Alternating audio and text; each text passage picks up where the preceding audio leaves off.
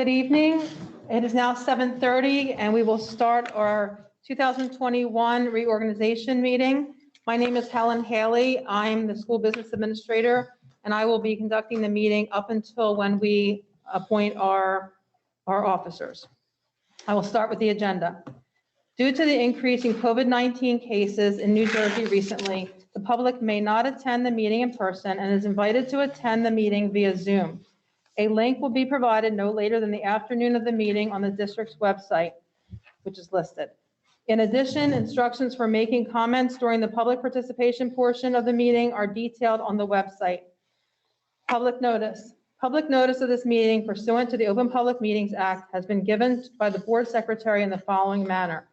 Posting written notice on the official bulletin board at the Voorhees Township Public Schools Administrative Building on August 8th, 2020 and December 21st, 2020.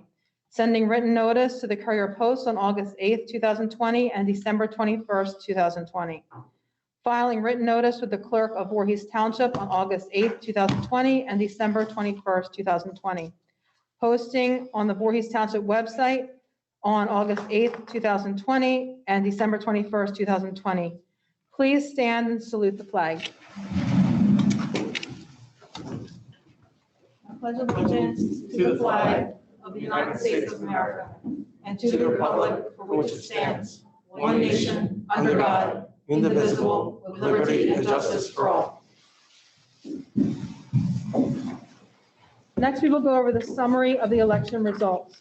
At the general election held on November 3rd, 2020, the legal voters of the Township of Voorhees School District elected 3 members for full 3-year terms as shown below. The school board members for the next 3-year term is Marissa Levy with 7,006 votes, Kelly Cosenza with 6,752 votes, and Jason Bryce with 5,817 votes. Congratulations to all 3 of you. And now Mr. Mendelson will swear in the new members. If you could come down, please, to stand with Mr. We will remain distant, but come on down, please. And also Lisa will take your picture for both the newspaper, and our website. You can line up distance next to Dr. Levy. Oh, watch the cable. Watch Watch the wire. Oh. Watch the wire. Uh-oh, it's hard to see. Yeah, that's fine. Please raise your right hand. Repeat after me. I, your name, do solemnly swear that I will support the Constitution of the United States That I will support the Constitution of the United States and the Constitution of the State of New Jersey, and the Constitution of the State of New Jersey.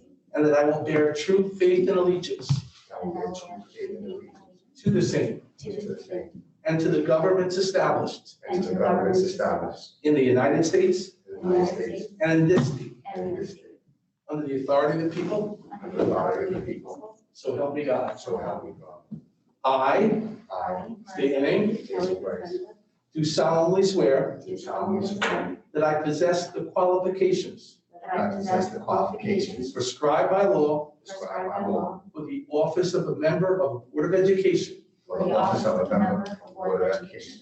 I am not disqualified as a voter. I am not disqualified as a voter. I am not disqualified due to conviction of a crime or offense, I am not disqualified due to conviction of a crime or offense. and that I will faithfully, And I will faithfully, impartially, impartially, and justly and justly perform all the duties of that office perform all the duties of that office according to the best of my ability, according to the best of my ability. so help me God. So help me God.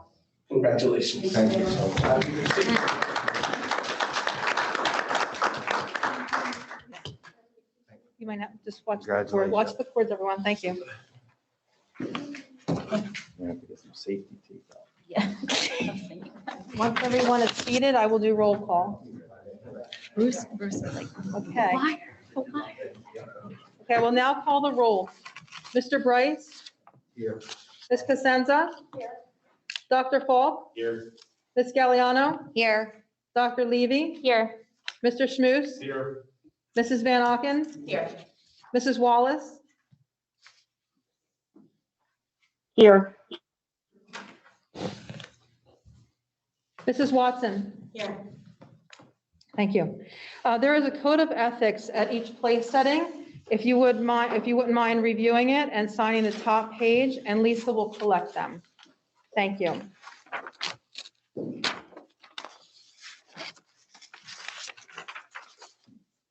Thank you. Lisa, do you want this as well? Or is it gonna hold on to it for now? Okay. Get him after we're At the done. end. Yeah. Okay. Thank you.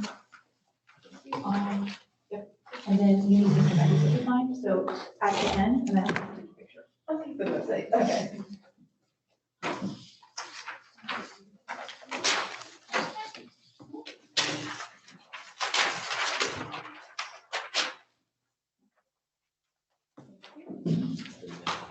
Thank you. Do you have your oath? So after we're done, we'll have Mr. Madison sign that, Okay, and then I need to. sure. The website. All right, thank you. Okay, we will now move on to the election of our officers. May I have nominations for president of the board? I would like to nominate Monica Watson for president. I would like to nominate Dawn Wallace for president.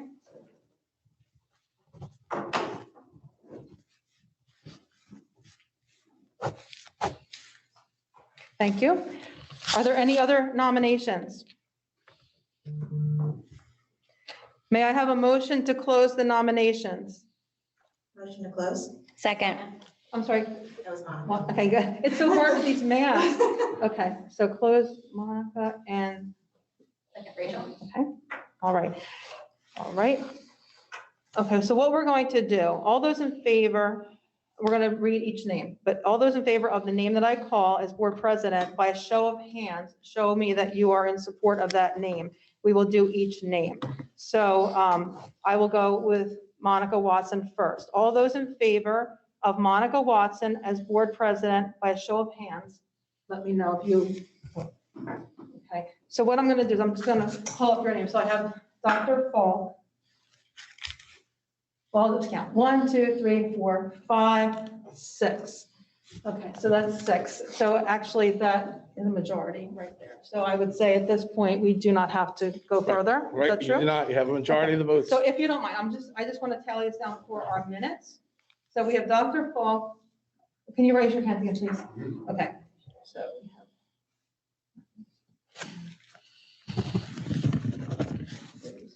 Okay, you know, I'm going to read this. It's just easier for me. Okay, Mr. Bryce is a yes. Ms. Costanza, was your hand up? No, okay. Dr. Fall, okay. Ms. Galliano, no. Okay, Dr. Levy, yours, your hand up? Yes. Okay. Mr. Schmooze was up. Mrs. Van Auken was up? Yes. Yes. Mrs. Wallace? Okay. And Mrs. Watson was up, right? Okay. All right, congratulations, Mrs. Wallace. I mean, Mrs. Watson. I'm sorry. Congratulations, Mrs. Watson. Okay, and Sue, when we get done, I will have you move up here if that's okay. Okay? All right. Next, the election of vice president. May I have nominations for vice president of the board, please? I nominate Rachel Van Auken. I nominate Dana Galliano.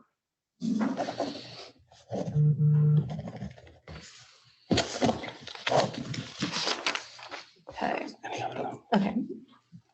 May I have are there any other nominations? May I have a motion to close the nominations? I'll move that. I'll second.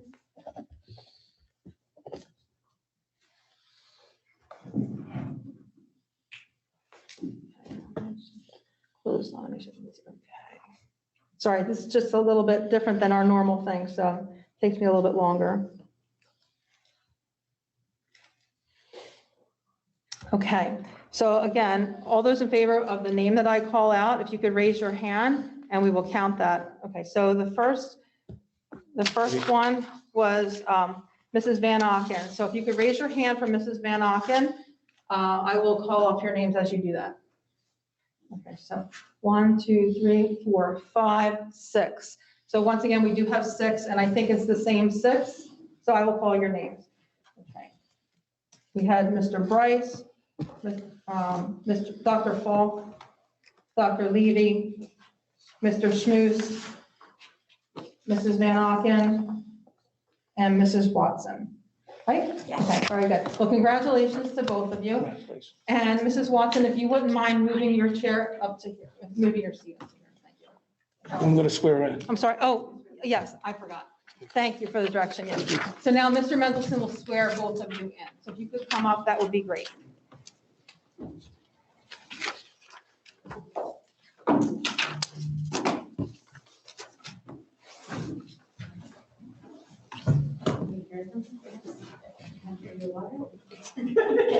I have the forms here.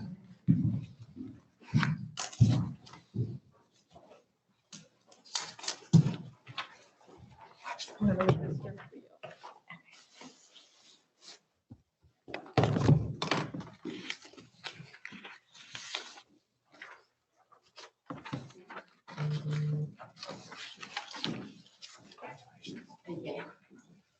First, we're going to start with our president. So you're okay for now. I, I, please state your name, Monica Watson, do solemnly swear do solemnly swear that I will support the Constitution that I will support the Constitution of the United States of the United States and the Constitution of this state, and the Constitution of this state, and that I will bear true faith and that I will bear true faith and allegiance to the same and allegiance to the same, and to the governments established and to the governments established in the United States in the United States and this state, and this state, under the authority of the people, under the authority of the people, so help me God. so help me God.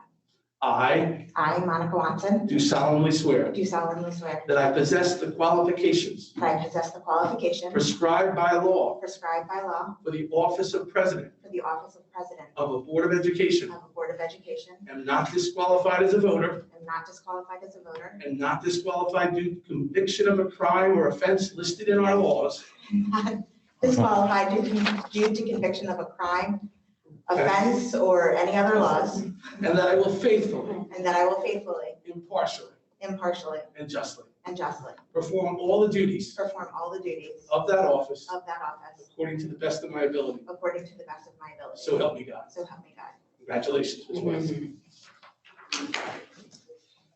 Please repeat after me. I, Rachel Vanaken, Do solemnly swear do solemnly swear that I will support the Constitution that I will support the Constitution of the United States of the United States and the Constitution of this state, and the Constitution of this state, and that I will bear true faith and I will bear true faith and allegiance and allegiance to the same to the same and to the governments established and to the governments in established the United States in the United States and this state, and this state, under the authority of the people, under the authority of the people, so help me God. so help me God. I I, Rachel Vanaken, do solemnly swear do solemnly swear that I possess the qualifications that I possess the qualifications prescribed by law prescribed by law for the office of Vice President for the office of Vice President of a Board of of Education. a Board of Education. I am not disqualified as a voter. I am not disqualified as a voter. I am not disqualified due to conviction of a crime or offense. I am not disqualified due to a conviction or Crime or offense. And I will faithfully, And I will faithfully, impartially, impartially, and justly and justly perform all the duties perform all the duties of that office of that office according to the best of my ability. according to the best of my ability. So help me God. So help me God. Congratulations. Thank you.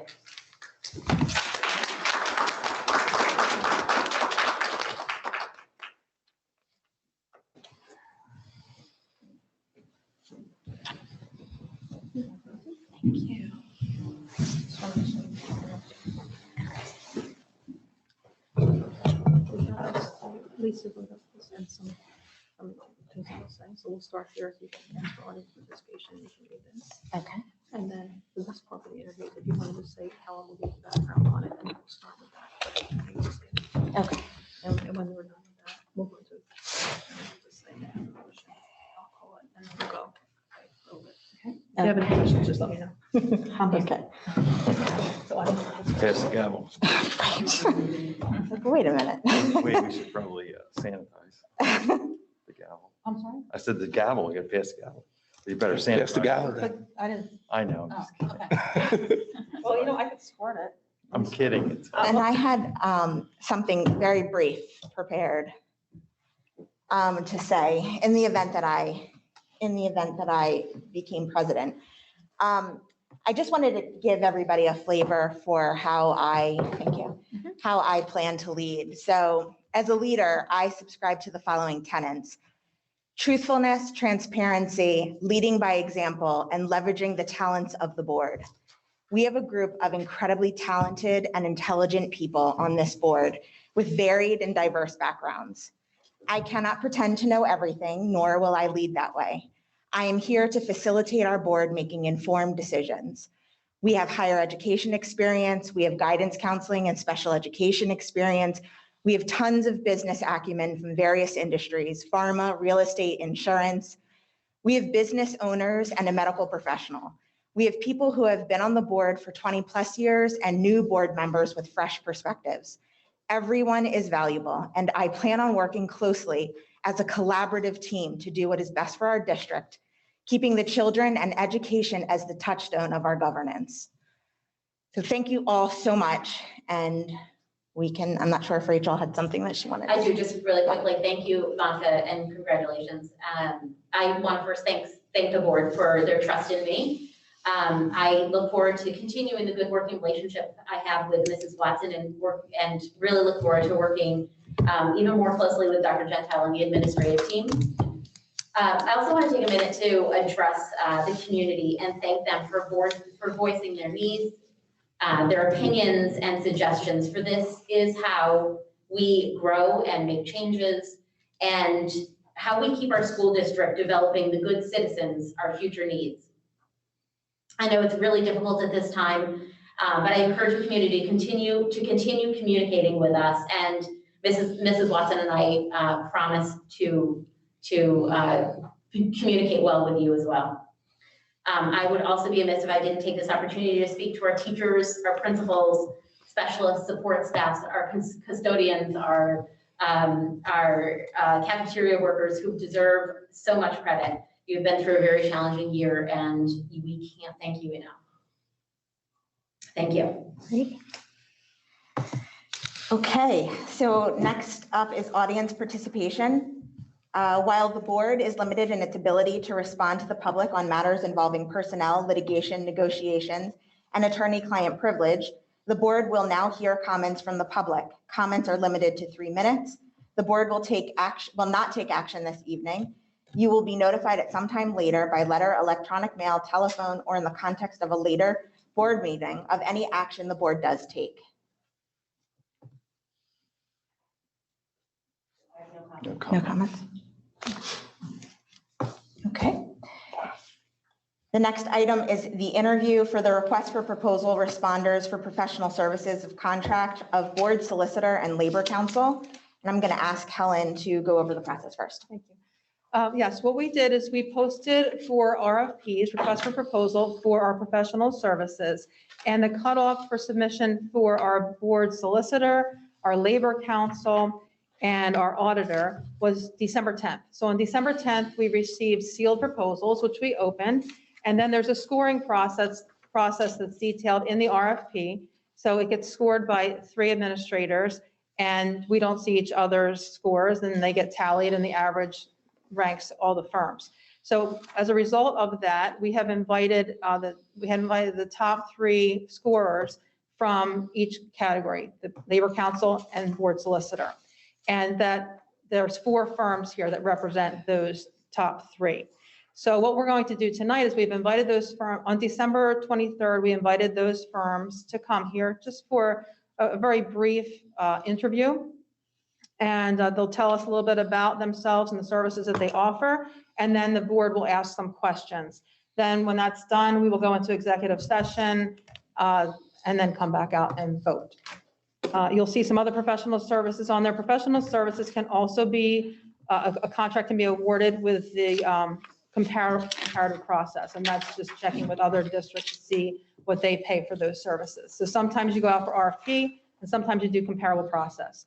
So we will start right now. Thank you for the firms that are here tonight. First, I would like to invite Primo Cruz from Malamut and Associates. He will be addressing the Labor Council. Yes, thank you.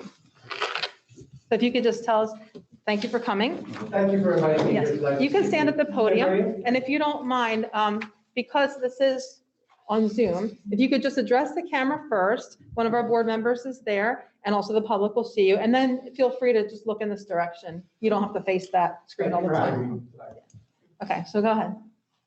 Hi, my name is Primo Cruz. I'm with the firm Malum and Associates. We're here interviewing for the labor council position.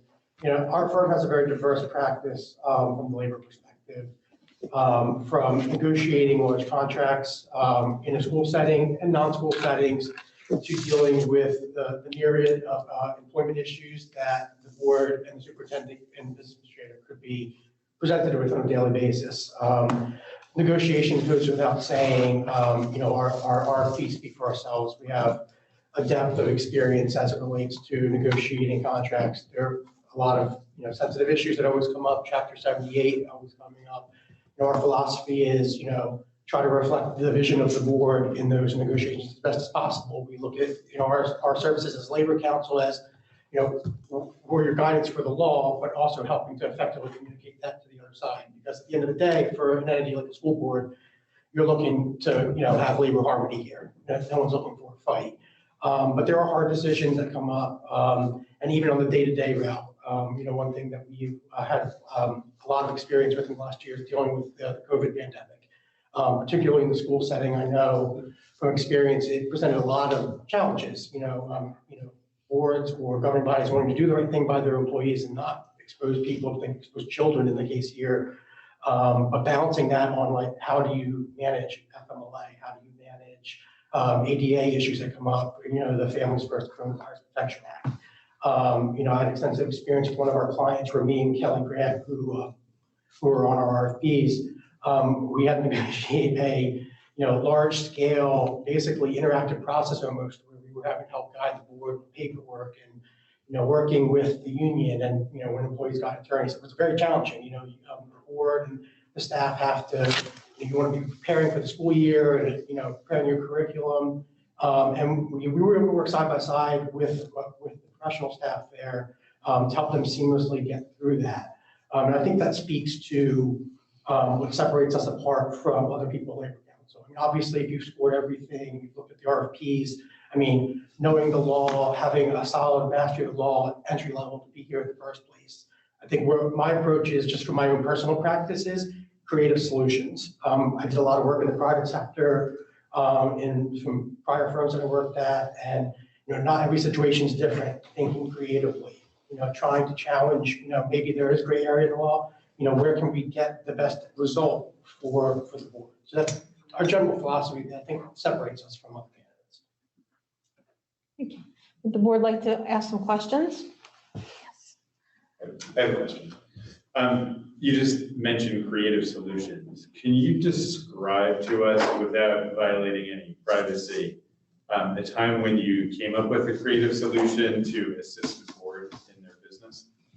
Sure. I'll bring the COVID example up without going into it. When the pandemic started, I think there were a lot of challenges that some of our clients faced as far as, well, how do you keep the manpower up? I mean, obviously you have substitutes in your case where you can do that, but even those resources were getting depleted to some extent. When we were coming up into the new school year, everyone had kind of been thinking about this, looking at their policies. The law was rapidly changing. So, you know, in one instance, I know we didn't wait for, you know, the employees or the unions to come up to us. Like, you know, we worked with the superintendent and the school staff to kind of come up with the policy, you know, play around if it was an iterative process. And I think there was an initial instinct, I think, to, you know, all these rules and laws, not just the Coronavirus Protection Act, but FMLA, ADA have a very traditional way things are doing. I'm sure you guys do it day to day. We challenged that a little bit and leaned in on more on the interactive process side. So it wasn't clear, like, necessarily that there was always going to be an ADA issue there, but there's implications for some of them. So we developed an approach where we were, you know, helping to work with the union, gather the information, and then proactively do it. I say it's creative only because I find, especially with those laws, they've been around for a while. We have practices that you get into here. It really required us to challenge certain things, like where we'll, you know, the FMLA says this, like, you know, we have to, and then it was amended last year with the thing. So, you know, we tried to lean into it instead of waiting and being reactionary. And there were a lot of X factors. Like, we did not know what, we're working on substitutes to carry some things, like, those resources were getting stretched in availability. So I was very proud of that. Me and Kelly specifically worked on that project. And it, was months. And I think we successfully negotiated all of that with the union, with attorneys there. I don't think we had a single legal challenge to anything we did. Thank you. So I have a couple of questions. Do you or anybody at your firm have a personal relationship with anybody on the board? No, not that I'm aware of.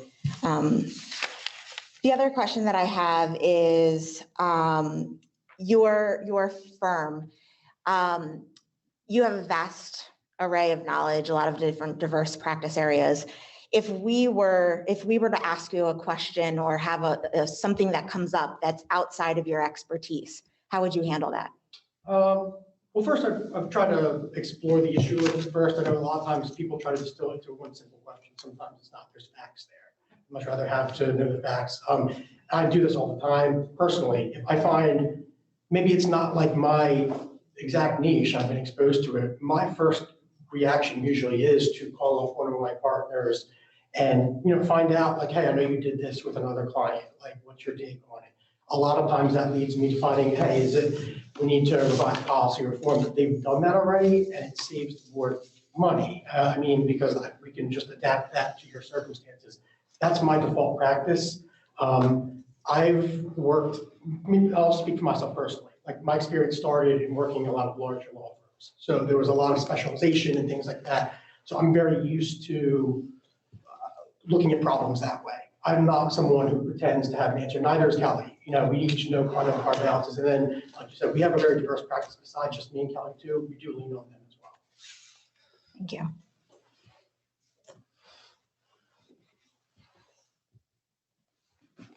Any other questions?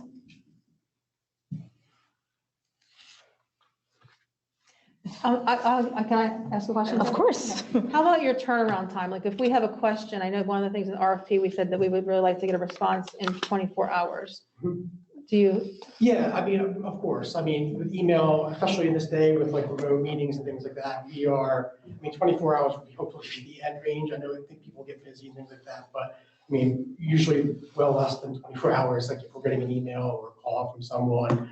I'm the type of person who usually likes to do, I'll review the question too. And like I said, like sometimes there's context to it. So, if it was you as the business administrator, I probably would have a follow-up call, try to have that, and then evaluate the problem. And, if it's something that we can quick answer, of course, we'll quick answer it. If we think there's something that walk you through that, it's a collaborative effort. Representing someone. Would you be the primary contact or the primary person that we? Yes, I think I'm the primary contact. Kelly, who's on the RFP as well, will be working very closely with me too. We work together on a lot of different clients. We have a really good working relationship too. So if I'm on vacation or there's vacations, I come back. There's definitely two people. Yeah, that's kind of why we did that too. Obviously, you have the resources of any of the attorneys available to us or staff that we would need, but we like to pair up with people who have experience working together, so we kind of know each other's things, and then coverage if we have it. But if the board ever needed us to come in, to debrief on an executive session for negotiations or anything like that, I would be the default. Thank you. Does anyone else have any questions? All right, well, thank you very much for your time. We appreciate it. Thank you. Thank you very much. Thank you very much. Thank you. The next law firm that we would like to invite up is Howard Mendelson of Davis and Mendelson and Andrew Parsonetz. Thank you. Andrew, you can stay seated. I'll talk for us. Thank you. But Andrew is here to answer any questions the board may have after my little presentation. Thank you for this opportunity. I've served this board for many, many years. It's been one of the privileges and honors of my life. Along with William C. Davis originally, back when I was originally admitted to practice back in 1986, and now for the past couple of years with Andrew Parsonetz. I truly believe that continuing and renewing our contract would be in the best interest of this board, administrators, teachers, parents, and students, that we have continued to serve and hope to be able to serve into the future. Representing my hometown school district has been a vocation for me, not a job. I was in my 30s when I originally represented this township school district. At that time, I also represented Sterling School District, Cherry Hill School District, and the law firm was Davis, Weber, Kenny, and Abramowitz, the first firm I ever worked for. Bill and I left that firm. William C. Davis and I formed our own firm. And the only district we kept was Voorhees. And we kept it intentionally because I live in Voorhees. I raised my 4 children who went to kindergarten at E.T. Hamilton and graduated through the middle school to Eastern Regional High School. I've also established a physical location of the Davis and Mendelson law firm here in Voorhees, right off of 561 across from Eastern Regional High School. I think the most important thing that I want to say to this board, that I've developed lifelong relationships with the administrators and teachers that I've been entrusted to represent, both past and present, that I truly believe have and will continue to enhance the quality of our legal representation. Also, as a taxpayer, I have a built-in incentive not to spend money unnecessarily. Andrew and I were both education majors in college before we went on to law school. We both love what we do. Not all lawyers do. As I learned back in college, intrinsic motivation is way more effective than extrinsic motivation. We are intrinsically motivated.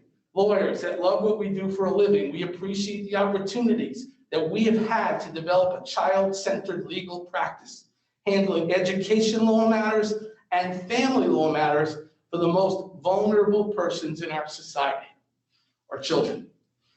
Practicing primarily in these 2 child-centered areas of legal practice is both intrinsically rewarding and, dare I say, an asset to both our education law clients and family law clients. As I'm confident the administrators and teachers we work with will verify, our expertise in family law matters has made us much more effective as education law matters, in our education law matters as well. We're routinely asked by administrators and teachers and principals to utilize our family law practice background to provide effective education law advice. We are accordingly blessed to have been able to build a successful education and family law practice where private clients pay $4.50 an hour minimum rate for Howard Mendelson and $2.50 an hour. All over the state, we represent parents who may have conflicts with their school districts. The only district they can't have a conflict with is ours. We gladly have a reduced rate for the town that we believe in and the school district that we believe in. Our hourly rates are reflected in the retainer agreement, and I want to also point out that, as other administrators in the past have noted, it's not always the minimum hourly rate that governs how cost-effective the legal representation will be. Andrew and I are the kind of attorneys who cut to the chase. We don't delegate. We're asked to solve a problem. We solve that problem, hopefully in a cost-effective manner, as we've memorialized for the last 30 years in the invoices we've generated. I represent parents throughout the state. I see invoices from other law firms who have education law matters. You're not going to find the specificity and cost effectiveness that I stand by as someone who's doing this as a vocation, not as a job. I have not reached out to any of the prior administrators, any board members or anybody else in connection with this renewal of the contract. I trust the process. I come to this board to say, please retain our services again, because we believe it to be in the best interest of this district. The board should also recognize that Mr. Parsonage serves as a Board of Education member on the Gibbsboro board. He has served on that board for years, and as such can both empathize with and provide even more effective legal advice for the board. We hope you'll continue to allow us to serve. Meanwhile, I routinely get asked to lecture and write for other lawyers and judges throughout the state on issues other concerning education law and family law. I've had 3 separate sitting judges call me to address education law questions to me involving their own children and their own family. I also routinely get referrals from former adversaries and judges. The last year, I taught the special education seminar to lawyers and judges all throughout the state of New Jersey, both at the Meadowlands seminar and then at the Boardwalk seminar provided by the New Jersey Association of Justice, also used to be known as the New Jersey Trial Lawyers.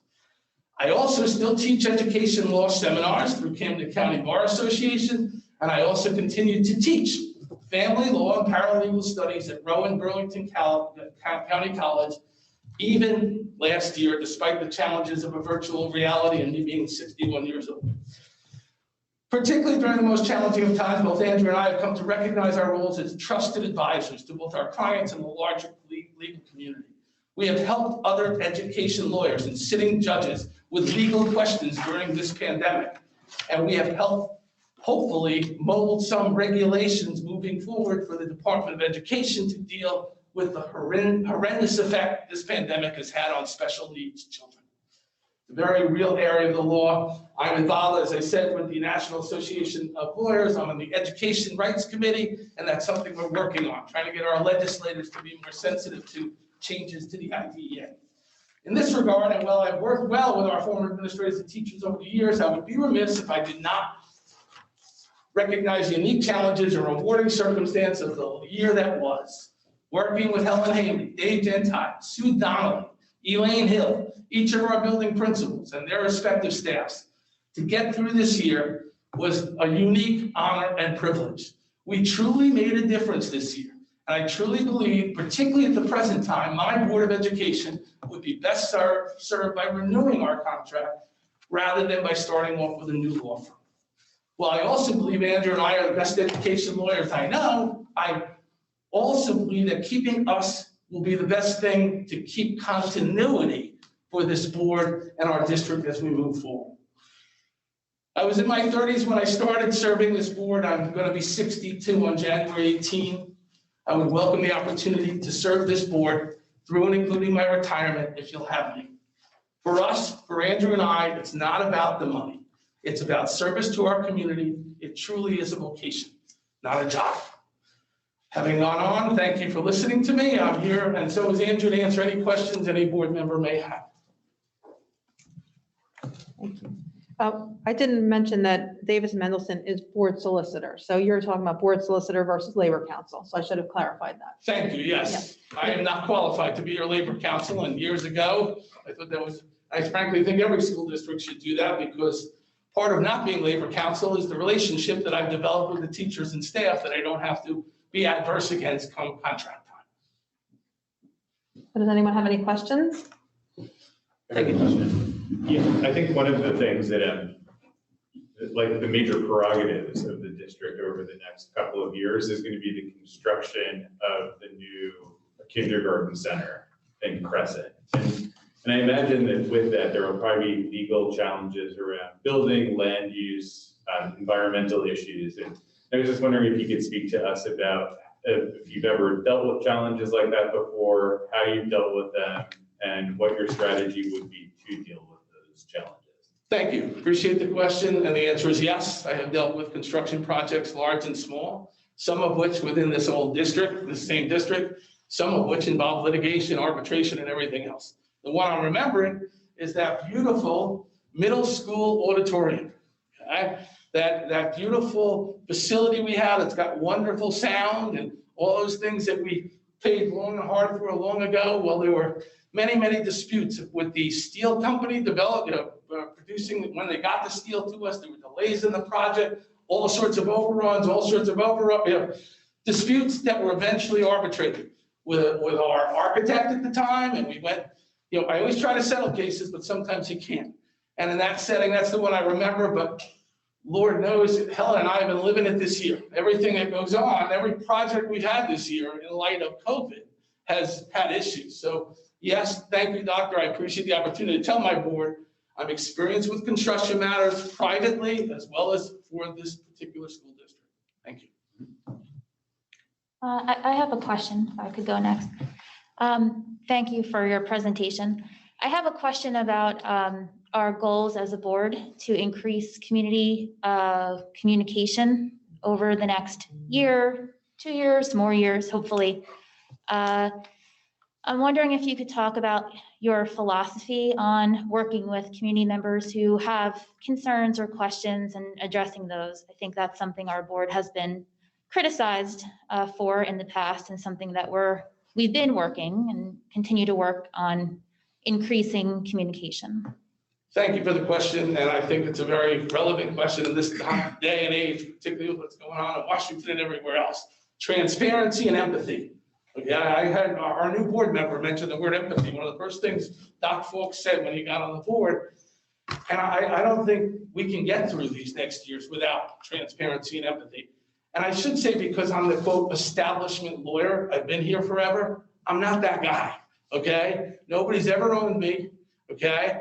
And frankly, that's why I have the one school district and I don't want any more, okay?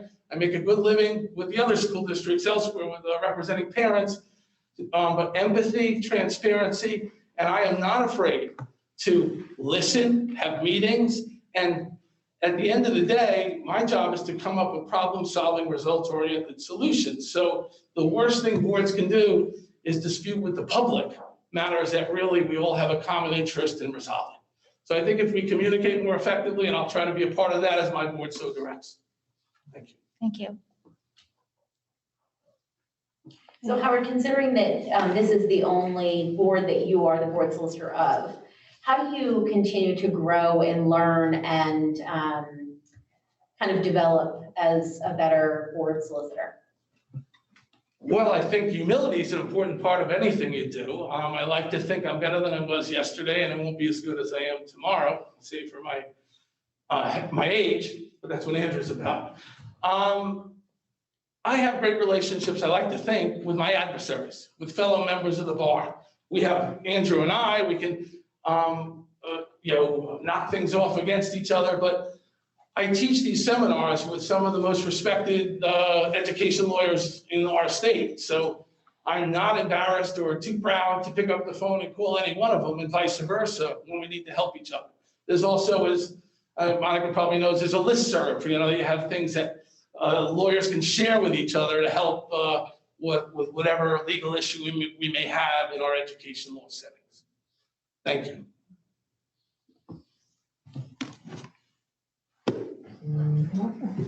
Thank you for the opportunity. Thank you very much. Thank you. The next firm is Capehart and Scatcherd, and they will be talking about board solicitor and labor counsel. And we have Sanu Dev and Joseph Bentley. I'm Sonia Dev, and this is Joe Bentley. Thank you very much for having us if you couldn't figure it out. Thank you. Yeah. Just let me know when you want us to. Okay, yes, you can start. Okay, Yes. very good. Well, Happy New Year, everyone, and thank you for having us. We're really honored to be here and be before you. Give a little bit of background about myself, and Joe will give a little bit of background of himself and the firm. We're with Capehart and Scatcherd. We're located in Mount Laurel. We're about 90 attorneys. We're a full-service law firm, and our school law department is comprised of 7 attorneys, including myself and Joe Bentley. We're both partners in the firm. In the school law department, Joe is the co-chair of the department. I'm also the hiring shareholder of the firm and the chair of the diversity and inclusion committee at our firm. And the 7 attorneys in our school law department, we devote our entire practice to education law. And that is entirely devoted to representing school districts. We don't represent parents. We don't represent employees. We don't represent administrators. We represent educational institutions, primarily public school districts in South Jersey. And that is our bread and butter. That has been our bread and butter, and that will be our bread and butter. Every day we wake up and we deal with issues that are affecting school districts, whether it is a labor and employment issue, anything from grievances, issues with, right now with COVID and everything, FMLA, Family Medical Leave Act, issues involving the Americans with Disabilities Act. Now we have NJFLA that we have to worry about as well. We do negotiations. I'm the lead negotiator in many school districts, as well as Joe, as well as for other public entities. We negotiate on behalf of the board from school districts ranging from, like, for example, your district that's pre-K through 8, or larger school districts where they're pre-K through 12, and we have sometimes negotiating in districts where they have 6 different bargaining units. And I'm negotiating as the lead negotiator for 6 different bargaining units, and sometimes when the contracts don't line up all together, I'm negotiating all of them at the same time. And so we're able to do that. I've been with the firm for 8 years doing school law. Joe's been with the firm for over 25 years. 37. 37, okay, 37. And in addition to the labor and employment issues that we deal with, we also handle special education. That's a lot of what I do, special education, both from as a counselor for the districts, navigating through different special education issues when it comes to writing defensible IEPs, giving trainings and seminars to child study teams. Actually, this morning I did a seminar for a district on how to write defensible IEPs. That's something that I do on a regular basis. Like what can we do to prevent litigation? And then of course, we can't prevent all the litigation, and when there are due process petitions, emergent relief petitions, or mediations filed, we will vigorously defend the board. But we do that in a cost-effective manner. We will sit down with your child study team, your director of special education, and whatever administrators need to be involved, whether it be the superintendent or some the business administrator gets involved too because they have the money, right? And we talk about how can we resolve the case effectively. And if it can't get resolved, if the demand or what the ask is of the parents is so unreasonable and we have to litigate it, we're not afraid to litigate it. We have that reputation with our adversaries that if we have a good case, we are not afraid to defend the board, go through the entire due process proceeding, and be successful. In our RFP, you'll see some of the successful decisions that we've received from ALJs recently in the last couple of years. So that's something I wanted to highlight. And then, of course, we're a solicitor. We attend board meetings. This week we have a bunch of meetings going to as for reorg. We deal with anything that involves the School Ethics Act, deal with OPRA, OGMA, a student residency, deal with domicile issues, and anything else you can think of. And I'll stop talking and I'll let Joe say a few words. Thanks. It's an honor for me to be, I guess, second banana to Sanu. I say to her that I've taught her everything she knows, but I haven't taught her everything that I know. So I've been doing this, like I said, for 37 years.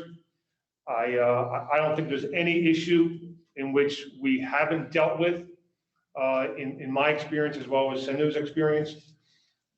We bring to the table that type of knowledge and what I like to think is common sense approach to things. Any lawyer in this room can look up what a code citation is. That's not what you ask your solicitor to do. You're asking your solicitor for counsel, for common sense advice on how to do things. You're their policymakers. We don't get into making policy, but when we're asking our advice about certain things, we give you that experience of how to have practical solutions, and if not, how to avoid litigation, and if you're in litigation, to defend you with all of our vigor. That's what we offer you. We also have a full range of services. The question was asked about what would you do if you didn't know an issue. I have partners right down the hall that deal with real estate, that deal with workers' compensation, that deal with construction, that deal with all those issues that I don't pretend to know everything, but we have the people right there to give us that advice. We represent the board. However, we have the advantage that your superintendent has worked with me before. He knows what kind of lawyer I am. He knows what kind of advice he's going to get from me. He knows what I produce, particularly at the labor negotiations table. So we have that advantage to you as well. I think all in all, I think we have the best best department of school board attorneys if not in South Jersey, in the state. We've had tremendous advantages over the last 9 months, like everybody has. From a pure intellectual point of view, this has been the most challenging that I've faced in terms of trying to figure out a problem. Every single day, there's things that come up, and we work through that at a tremendous pace and without pressure. And I think we've guided our clients through all these hurdles, and we want to offer that same advice. Thank you for inviting us. I'd like to just add very quickly, if you don't mind, that, in addition to our knowledge and expertise in education law, we're very passionate about education law. I hope, we're wearing masks, but I hope you can see the smiles gleaming from our faces when we talk about education law. I said I've been with the firm for 8 years now. Prior to that, I had represented the school district of Philadelphia in Pennsylvania. And even before I was in law school, I was with the Center for Law and Education. So this is something that I've always been passionate about. I believe in public education. I believe in the education system, and I love being part of it. I love working with board members, problem solving through all of these difficult issues, especially now. And we also present regularly at various school law forums, particularly, in October, there's traditionally the big school law conference. And unfortunately, this year was all remote, but we regularly present at that. I have a school law blog that I regularly update, and that is available to all of our clients, and as well as any members of the public who may not be a client, but you can subscribe to it. And every 2 weeks, I try to write about an interesting case that is affecting school districts. And one project that I do want to just touch upon, because it reminded me about construction, is that most recently I worked on a solar project for a district. The school district, it was a joint service project where the school district, the township, and the local municipal utilities authority came together and said, hey, look, we want to put solar panels on our roofs, and how can we do this in a cost-effective way? So I helped negotiate the shared services agreement for that district, as well as negotiating with the solar developer in the actual contracts for the solar project. And now they're in the phase where they're actually going to be doing the construction. And so I'm assisting in them in that process as well. Does anyone have any questions? Thank you.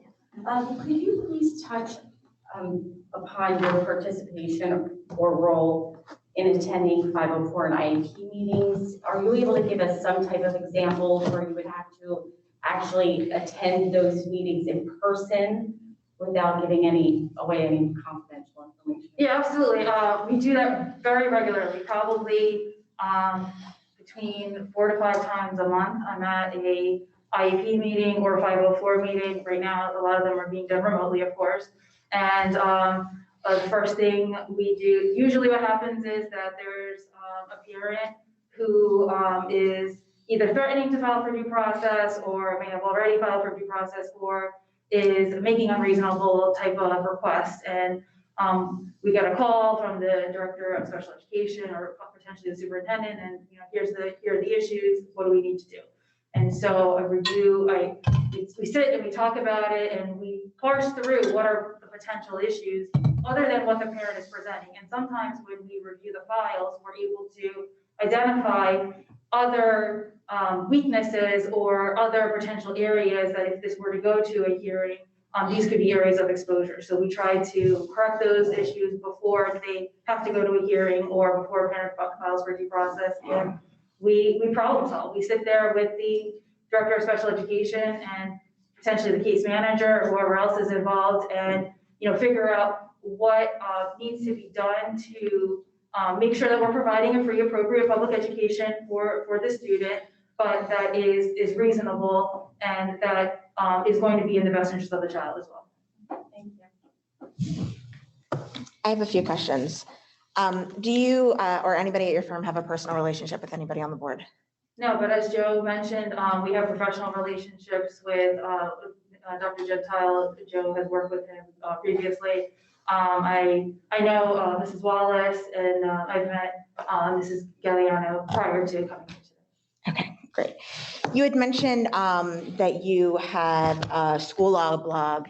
A lot of firms also do client alerts and things of that nature to kind of just keep their clients up to date on new developments in the law. Do you typically provide that to your school boards that you're hired by? Yes, absolutely. Is that free of charge? That's something that we do on a regular basis. Particularly I think in the summer when the governor was issuing an executive order probably every 5 days, that was something that we want to make sure that you're aware of and you understand what the implications are. Yes. That's all for me. Any other questions? I have one question.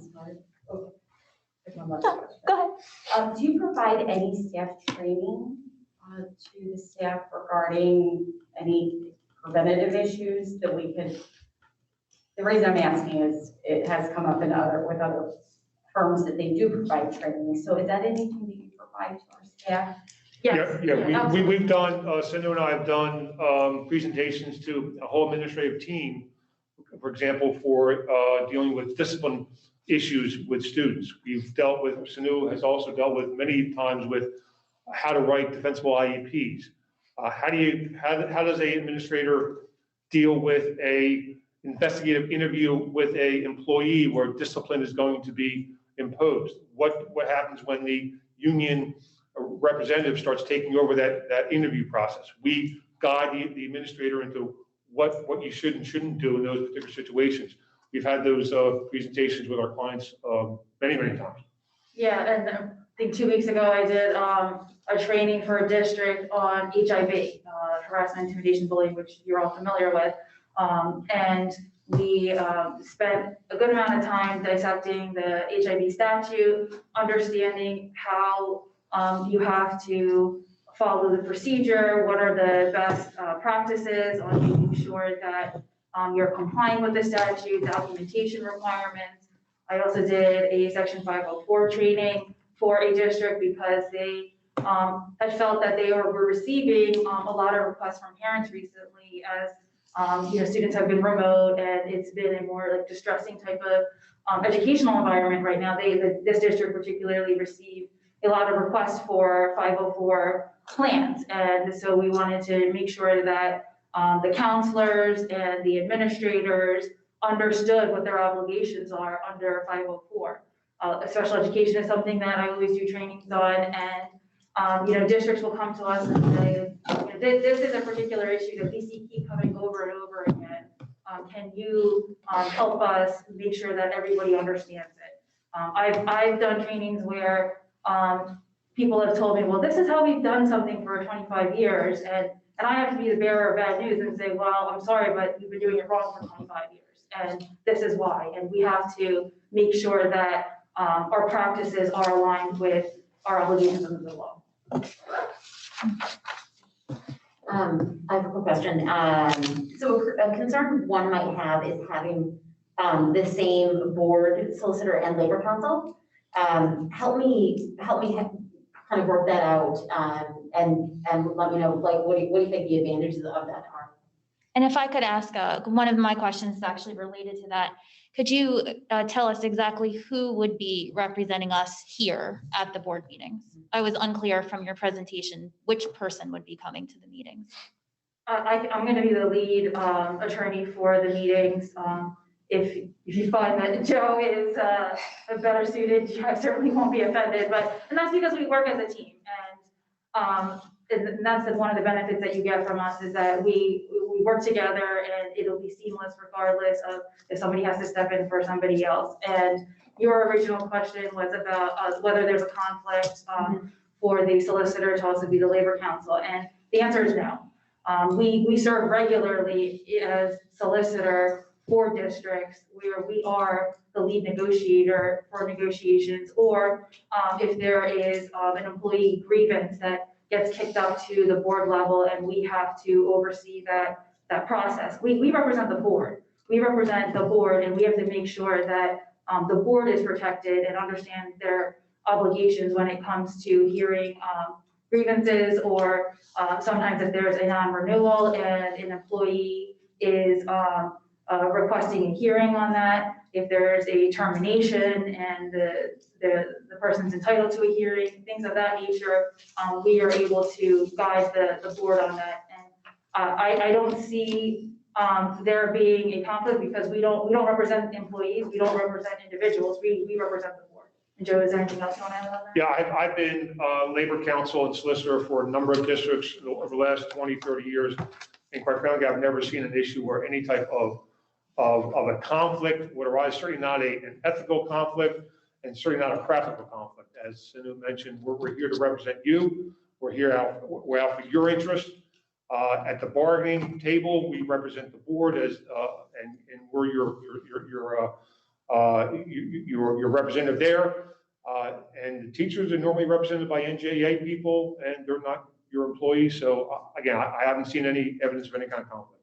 And we've been doing this for so long where, you know, we have sat across the table from teachers or other employees when we're in negotiations, and then we see the teachers the next day because they might be working in the main office or something like that. And there's no issue because we're able to have that professional relationship where, you know, where this is negotiations and then we're out of negotiations, and we're not going to bring that into when we perhaps might see you. Can I ask about your turnaround time? Do you usually respond within 24 hours? Yes, if not within a few hours, unless we are in court, or, you know, if we're not available, you will know either ahead of time or you'll get an out of office message. But, you know, you'll have our cell phone numbers, you'll have direct access to our office lines. You call us, you don't go to a secretary, you go straight to our desks. And we have that good relationship with our clients where, you know, sometimes I'll get an email from either a board president or a superintendent or business administrator. Look, this is a really urgent issue. Can you please call us? And of course, you know, we'll call you within half an hour as soon as we can. Other times it's, you know, we have a list of issues you want to talk about. Can we set up a time? And I'll respond and say, yes, of course, here are some times I'm available. Let's set something up. And so we are extremely responsive because we know the sensitive issues that you're dealing with. And if anything, you know, this last year has proven how challenging it has been and the need for you to have reliable and responsive counsel.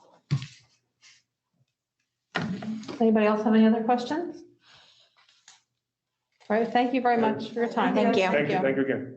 Thank you. The next firm is Parker Mckay for Board Solicitor and Labor Counsel, and we have Frank Cavallo, who is our current Labor Counsel. Good evening, thank you. Congratulations to the new board members. Congratulations to Mrs. Watson and Mrs. Van Aken for your new roles. Good luck. I've been your Labor Counsel personally for at least the last 5 years. Before that was my partner, Steve Mushinsky, who represented the district with my assistant. Steve is now retired now. And I took his place as your Labor Counsel, as I said, for the past 5 years or so. A little bit about Parker Mckay, I guess. Most of you know me. I'll give you a little bit of background about me, but Parker Mckay is a full-service law firm. We have approximately 70 attorneys located in 3 offices. The main office is in Mount Laurel. We also have an office in, actually 4 offices. We have an office in Atlantic City, office in Camden, and an office in Hamilton, Mercer County. The school law department is headquartered in Mount Laurel. There are 8 attorneys in that department, including myself. We range in experience from my 30+ years down to associate with 3 or 4 years of experience. Other departments that we interact with when we represent school districts, we have a construction department with 4 attorneys. We have a land use department with 3 attorneys. We have a public finance department, which is bonds. And they also do energy projects and lease purchase agreements. There are 4 attorneys in the public finance department. The labor and employment department is folded in with the school law department. Those of you who are on the board will recognize the lady that heads that department, Susan Hodges. She fills in for me when I couldn't make a meeting about some personnel issues. myself, I represent school districts. I've been representing school districts for over 30 years. I have only one non-school district client. It's the New Jersey State Firemen's Association. Other than that, I represent boards of education. Never represented a parent in any kind of dispute. Just don't think that that's a good idea to mix representing boards and representing parents.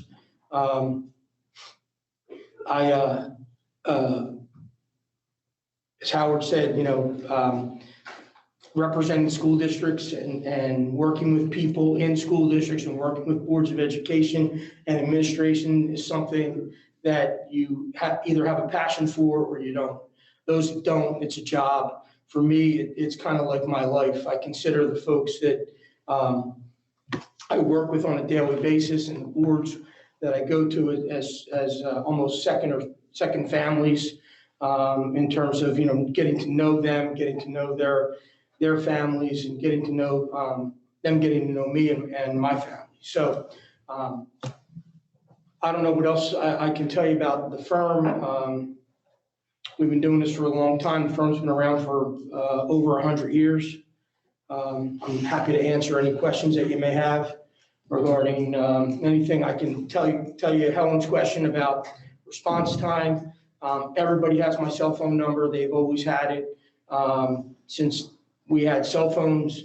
I get text messages, emails, phone calls, after hours, after I'm on the way home from a board meeting, I'll make phone calls if folks need to talk to me. On the weekends, I've had emergencies come up and I've taken calls when I'm on vacation, which there wasn't really much of vacationing in the pandemic, but if somebody has a problem, it's important to them, it's important to me, so I want to respond that same day. 24 hours is the outer limit of my response time. In terms of labor counsel and solicitor, being both, as Mr. Bentley said, that's an everyday occurrence for me. In most of my districts, I do serve as both. If I'm not the labor attorney, then Susan Hodges is the labor attorney, and she's doing the negotiations and responding to the questions that come up regarding labor issues. The opposite way, I've actually had issues where I'm handling a grievance and somebody else is negotiating the contract, and the issue that I'm handling gets negotiated in such a way that it impacts my arbitration, and I end up losing the arbitration or having to settle the arbitration because the contract got negotiated in such a way that it impacted that. I do not do any special education work. My partner, Brett Gorman, and 3 associates that work with him handle all the special education work. I know that his philosophy is, you work with people, you work with parents, you try to come to a resolution as much as possible, because that's A, compassionate, B, it saves the district money in the long run. And you don't want your parents fighting with you. You want them to be, part of your team, and you need to do team building and work towards that, even in the special education arena. So I know that's his philosophy. In terms of, trainings, we do them all the time. We do HIP training, student residency.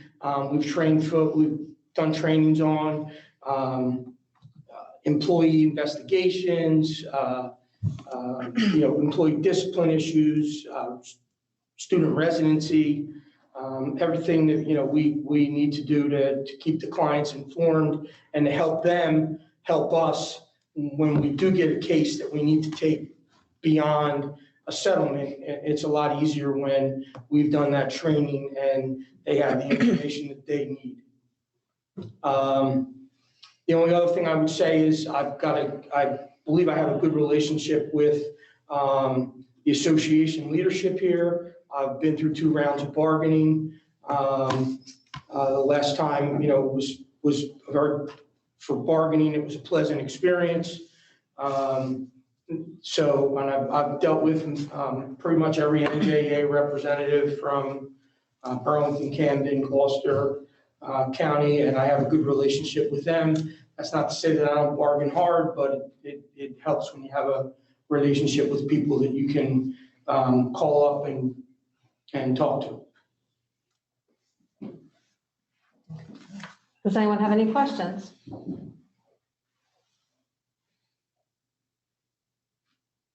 Well, thank you all for taking the time out of your nights, and good luck. Thank you. Thank you.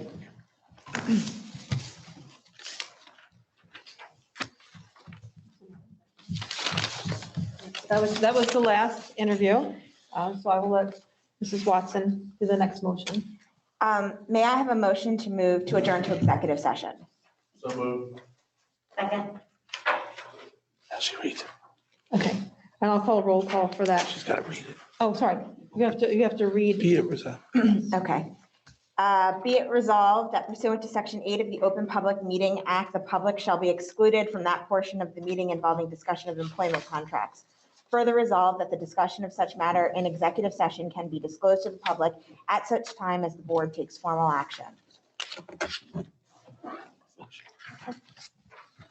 All right, I have my two motions. I will call the roll. Mr. Bryce? This is just a motion for us to go into executive session. You say yes? Yes. Or no, or no? Okay.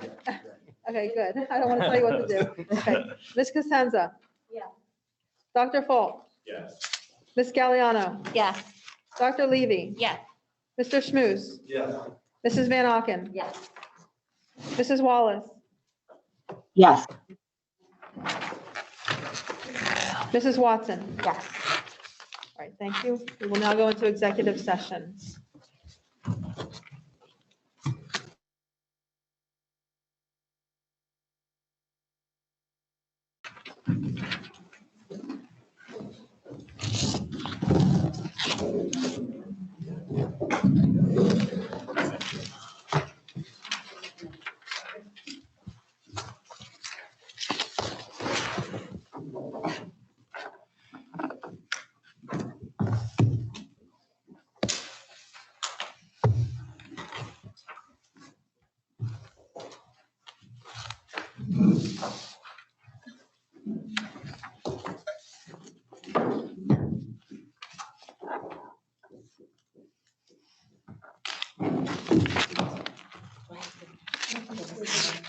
Executive session?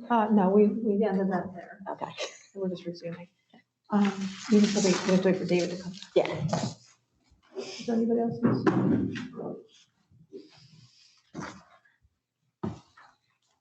Do you do the now? How do we get Dawn back? Is she? Let her know I can that. see you. Okay, okay, good, good. She's there. Okay, I see your name. I think your camera's off, Don. The camera's on, but it might be my signal.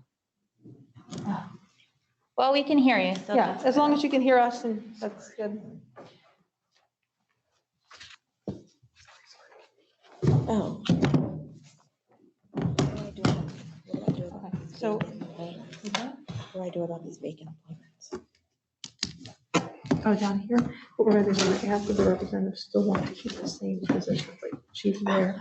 Yeah, and then, yeah, the details going to do what they want. And then. Okay. And then there might be another one. There's one right here. Okay, good. It's anything in green is what, so Lisa gave you a little cheat sheet stuff. Yeah, Fantastic. Hey, Lisa. she's good. Thank you. That's our script. Okay, so I think everybody's back. Okay. Do I have to do this? You can. You don't have to, but. So we are going to move into the awarding contracts for professional services. Item number 1, may I have a motion to approve the appointment of Bowman and Company for auditing services as noted in number 1? I'll move So that. moved. Second. Oh, I have Mrs. Wallace. Sorry, that was thinking. Okay. Mr. Bryce? Ms. Cosenza? Yes. Dr. Falk? Yes. Ms. Galliano? Yes. Dr. Levy? Yes. Mr. Schmus? Yes. Mrs. Wallace? Yes. Mrs. Van Auken? Yes. Mrs. Watson? Yes. Number 2, architect of record. May I have a motion to approve the appointment of Lan Associates as architect of record as noted below in number 2? Approved. A second? Okay, thank you.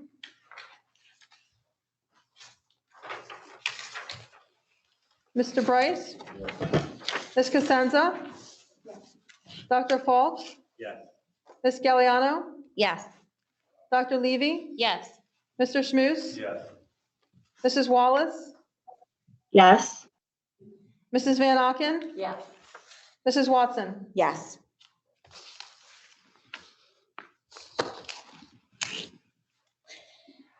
Item number 3, board solicitor.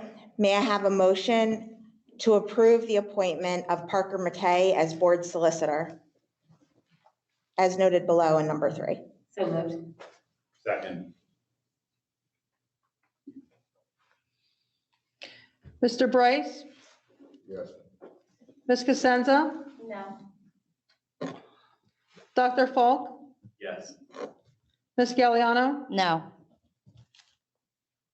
Dr. Levy? Yes.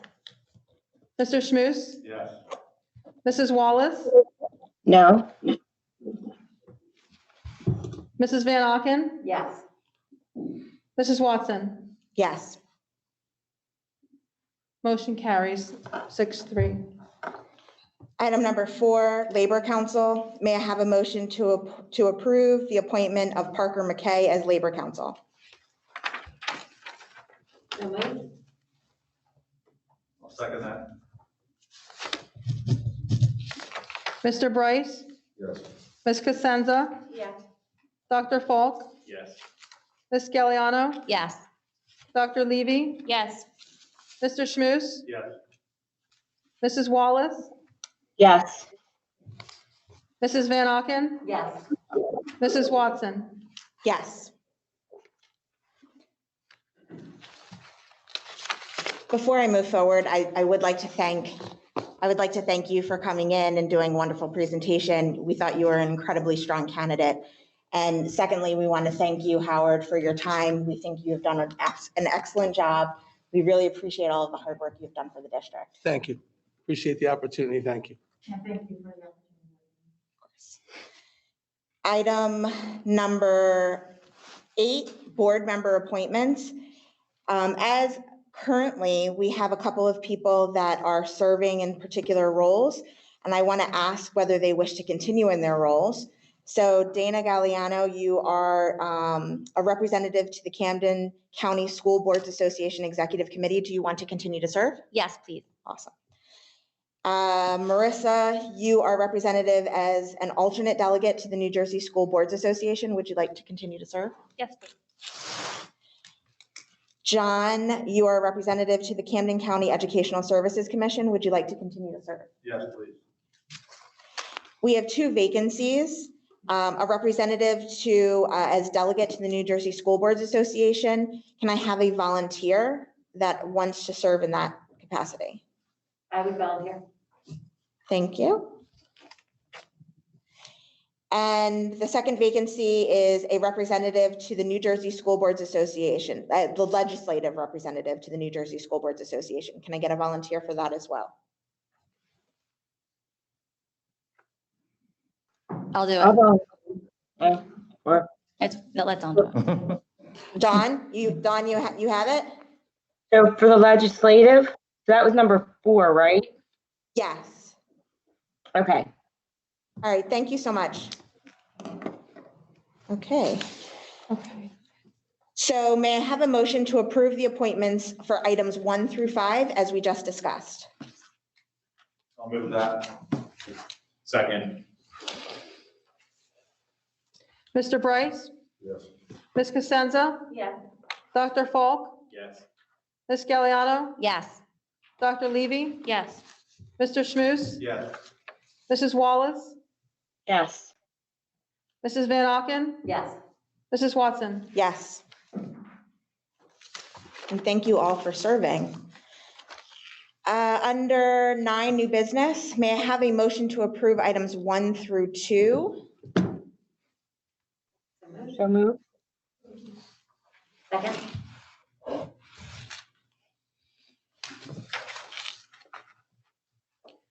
Mr. Bryce, Yes. Ms. Cosenza, Yes. Dr. Falk, Yes. Ms. Galliano, Yes. Dr. Levy, Yes. Mr. Schmus, Yes. Mrs. Wallace, Yes. Yes. Mrs. Van Auken, Yes. Mrs. Watson. Yes. Meeting dates, the next meeting date is Wednesday, January 27th, 2021 at 7:30. The board meeting location is to be determined. Do we we have okay. Yeah, sure. On a final note, on behalf of the board, I did want to send our sincerest condolences, thoughts, and prayers to Principal Stallings. We know that she is going through a very difficult time, and we want her to know that the board is supporting her and that we are here for her. If there are no other comments from the board.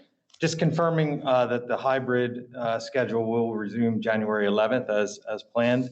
At this point, we received updated week 52 data from the county health department. It does seem that there has been a reduction since week 50, which was the prior data that we had. So we're going to stick to our plan and resume hybrid on Monday. Yay. May I have a motion to adjourn the meeting? Motion. Second.